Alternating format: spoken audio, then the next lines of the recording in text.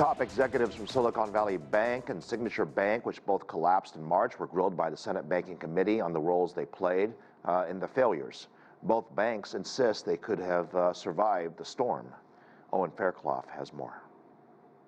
They were at the center of some of the biggest bank failures in U.S. history, but haven't spoken publicly until now. I never envisioned myself or SVB being in this situation. Within just a few hours, our depositors withdrew $16 billion from the bank. The former heads of Silicon Valley and Signature Banks before lawmakers to defend the turbocharged growth and investment misjudgments that contributed to their downfall. But former Silicon Valley Bank head Gregory Becker thinks the U.S. Federal Reserve, one of the regulators, is partly to blame. The messaging from the Federal Reserve was that interest rates would remain low and that inflation, that was starting to bubble up, would only be transitory. Instead, inflation was spiraling to a 40-year high. And when the Fed began driving it down by raising its benchmark interest rate aggressively, SVB made huge losses on investments whose value drops as those rates rise. When the bank signaled it was in trouble, customers pulled nearly $42 billion in just 10 hours and were about to take out another $100 billion before regulators stepped in. At one point, $1 million was flowing out of SVB every second. To put that in context, when Washington Mutual Bank collapsed in 2008, depositors pulled a mere $19 billion, and that took 16 days. So SVB's collapse was fueled partly by two features of the smartphone era: social media, which accelerated the panic, and banking apps, which can move huge amounts of money instantaneously. And yet, if these executives are trying to deflect blame for their judgment, some lawmakers are incensed that SVB's leaders made millions from shares they sold before its collapse. The Federal Deposit Insurance Corporation, or FDIC, had to backstop all customer deposits beyond the $250,000 federal insurance limit. How much of the $40 million that you earned from loading up SVB Bank with risk are you planning to return to the FDIC?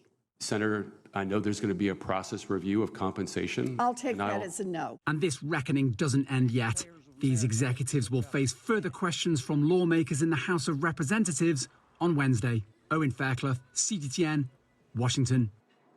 For more on the world of banks and today's hearings, we're joined by Ellen Brown. She's the chairman of the Public Banking Institute and author of the blog Web of Debt. Good to see you. Thank you for joining us. We're looking forward to having you help us understand what happened here. I get the blame game, but it's been well documented that, in particular with SVB, that they took on extra risk. The world seemingly changed around them, and they didn't adjust to it. And when people did pull out the money, there were warning flags everywhere. But I guess there are lots of people to blame, right? Not just the CEO. Yes, and listening to those hearings, I was actually sympathetic to the bankers because it really was the government that triggered this whole crisis. And Silicon Valley Bank did what they were told to do. They put their money into long-term treasuries, which were supposedly risk-free assets, and nobody expected that interest rates would shoot up by 5%. Anyway, half the banks in the country, according to a report from the Hoover Institute, recently reported on UK Telegraph, half the banks in the country are in the same position. If they were hit with a run of the sort that Silicon Valley Bank, for example, was hit with, I guess 80% of their depositors either withdrew or tried to withdraw in the space of 2 days. Now, no bank could withstand that. Even if you kept 10% of your deposits in reserve for liquidity, which is what used to be recommended. Actually, right now, the reserve requirement is 0.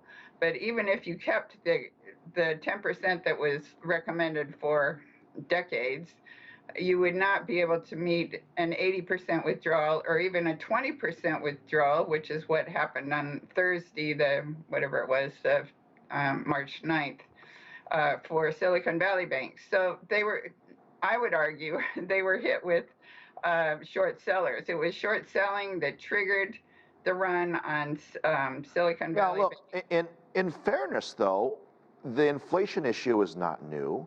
The Fed did say they're going to raise rates for an extended period of time. In fact, they had been doing it almost a year leading up to the collapse of SVB.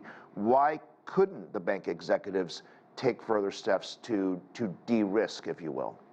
Well, they had already bought these 10-year treasuries, so if they sold them, they would be selling them at a loss. And they did sell them at a loss, and that was, in fact, what triggered the run, was that I guess the shareholders got wind of it, and so I'm sorry.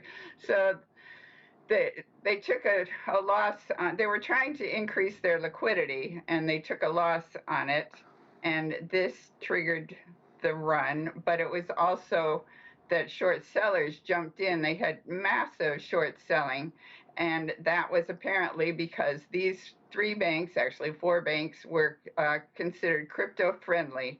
So it all really started with Silvergate Bank, which wasn't even discussed. Well, maybe it was discussed a little at the hearings. Silvergate Bank was clearly a crypto bank. It was the FTX Bank, the Bank of Bankman-Fried, and it was, well, you could even argue that they were just acting as a bank. They weren't really part of this fraud. But Ellen, you say that other banks today remain exposed in terms of the financial system, right? So if that's the case, there is still time to fix what seemingly is broken. What needs to be fixed?